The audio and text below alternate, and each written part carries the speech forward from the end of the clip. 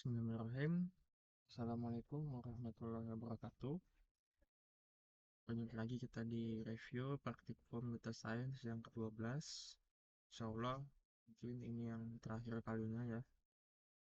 Akan mereview praktikum di data science.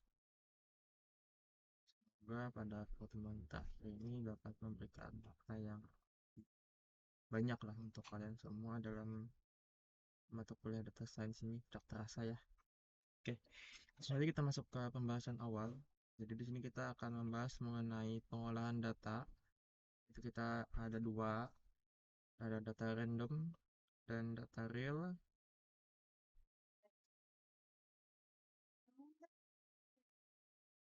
Oke, jadi di sini kita akan membahas dulu mengenai data random.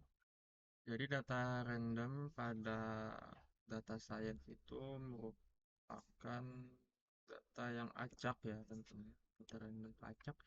Jadi di sini modul random pada Python menyediakan berbagai macam fungsi yang untuk menghasilkan bilangan acak, memilih elemen acak, mencampur urutan dan lainnya. Nah, jadi di sini ada beberapa fungsi utama pada modul random. Yang pertama itu ada random, uniform, randin, range, dan get bits. Nah, oke. Langsung saja kita coba masing-masing dari kode ini. Yang pertama itu ada random, menghasilkan bilangan float acak antara 0,0 dan 1,0. Kita kopikan, kita jalankan buat baru.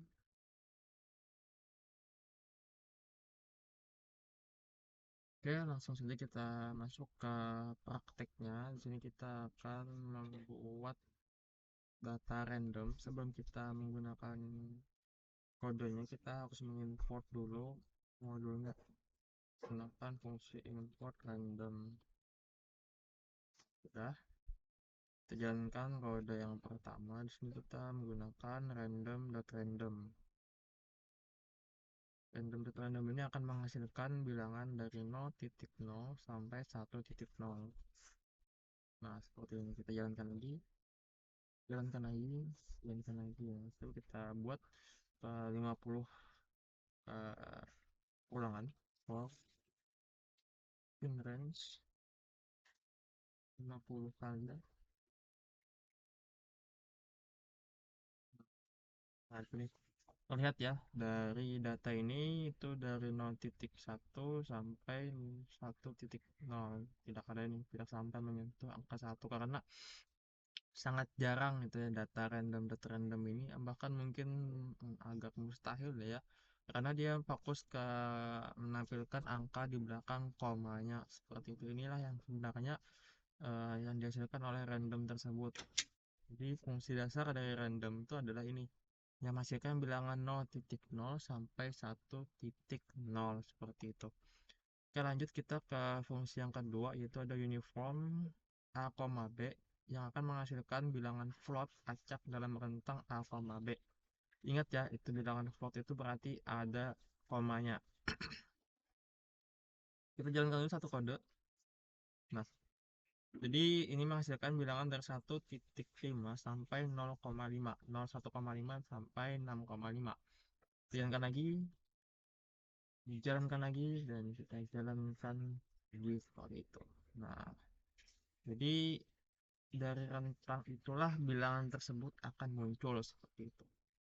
Kita coba pengulangan for in range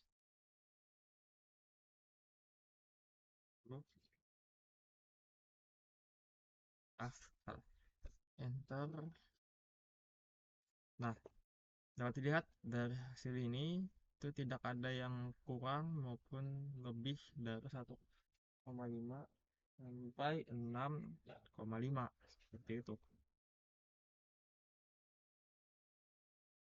Oke, kita langsung ke bagian fungsi yang ketiga, yaitu ada randin, random integer a, b, yaitu menghasilkan bilangan integer acak dalam rentang a, b.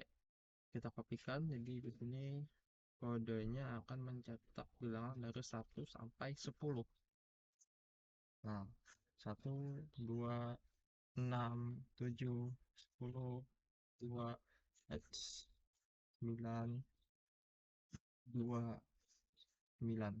Kita buat satu ulangan.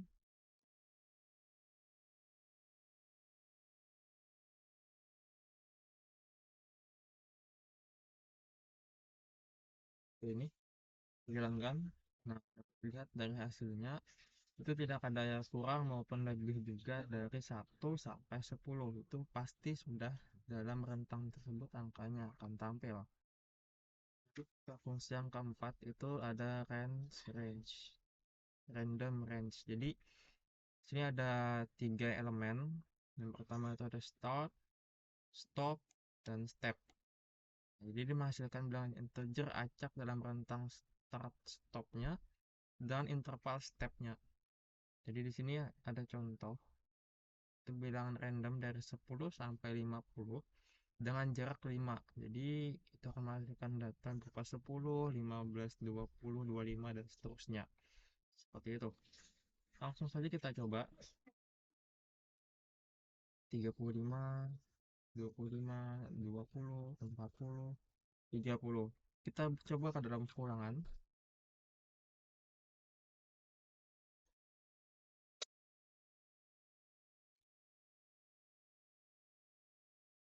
Nah, ini dia akan mencetakkan bilangan kelipatan 5 dari 10 sampai 50 seperti itu.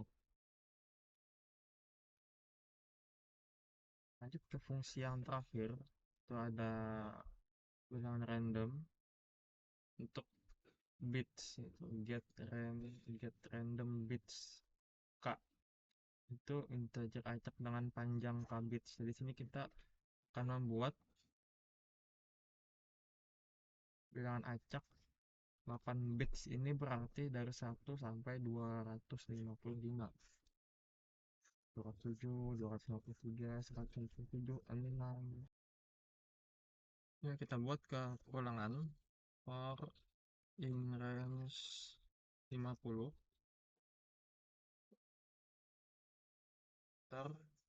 Enter. Nah, jadi di sini akan mencetak bilangan bits dari 1 sampai 255, ya, 8 bits. Sini kita lihat ada bilangan tertingginya itu ada 251, yang terendah itu ada 2. Misalkan kita rubah jadi 16 bit.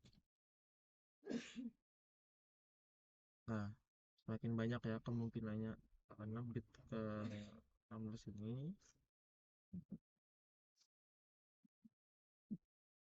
berapa angka di 16 bits. Jadi ada 65.576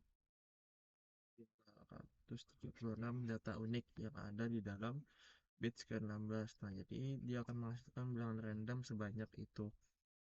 Oke, kita lanjutkan. Kita akan menggunakan data real, menggunakan data iwak papuyu untuk pengolahan data yang mana kemarin sudah kalian kerjakan di UTS. Jadi kita kopikan seluruh kodenya.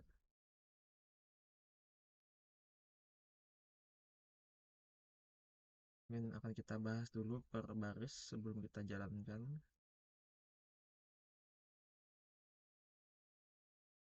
Nah, baris 1 dan 2 seperti biasa kita import library yang akan kita gunakan. Baris kelima, nama file CSV-nya, clean CSV file name kita buat dulu namanya untuk membuat CSV yang bersih. Txt file kita buat di header.txt. Yang pertama ini di baris 10 kita membaca filenya sesuai dengan yang kita masukkan di dalam variabel csv file name, itu statistik iwak papuyu. Lalu kita simpan headernya ke file text, ke file txt. Nah, jadi kita menyimpan hanya khusus bagian atas headernya saja. Lalu menghapus kolom pertama dan mengganti koma dengan titik di data. Nah, di sini kita masuk proses cleaning data, di mana kita akan membersihkan koma, merubah koma menjadi titik. Nah, sini yang menampilkan output bahwa file CSV bersih telah dibuat dengan nama file tersebut. Nanti kita akan melakukan analisis statistik, yaitu kita akan mencari maksimal, minimal, dan rata-rata dari data tersebut. Kita print statsnya. Kita buat visualisasinya dengan data histogram. Lalu kita buat lagi dengan diagram baris. Nah, langsung aja kita jalankan dan kita lihat hasilnya.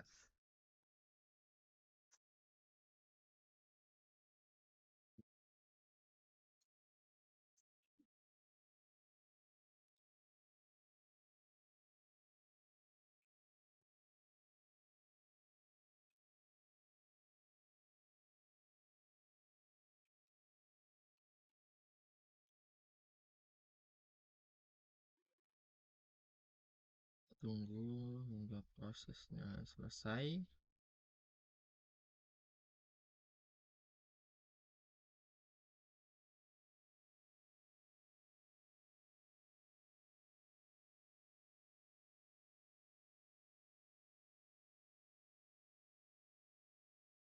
Main lama ya karena data yang diproses itu banyak. Nah, sudah mulai keluar output. Di sini prosesnya sedang, nah sudah selesai. Oke, tadi kita lihat, langsung saja kita lihat hasilnya. Nah, jadi di sini file CSV bersih telah dibuat. Kita lihat analisis statistiknya. Panjang badan kita dapatkan 11, maksimalnya 11,2, minimal 1,3, dan mediannya 8,439766 dan seterusnya ya. Ini sudah data valid, data real yang kita dapatkan dari file CSV statistik iwak papuyu seperti itu. Nah, dari sini kita buat histogram panjang badan. Jadi karena telah kita dapatkan maksimal, minimal, dan mediannya, kita buatkan histogram badannya, histogram dari setiap elemen dari iwak papuyu tersebut.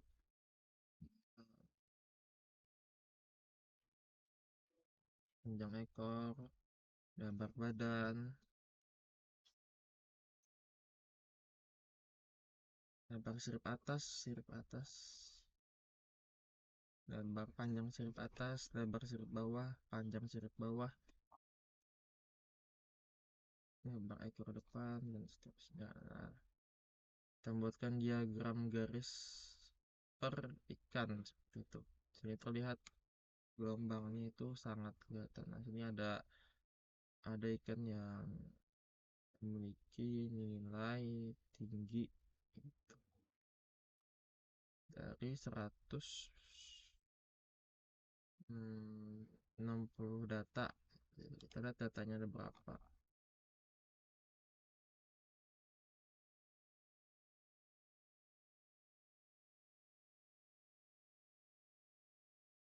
Dari data iwak papuyu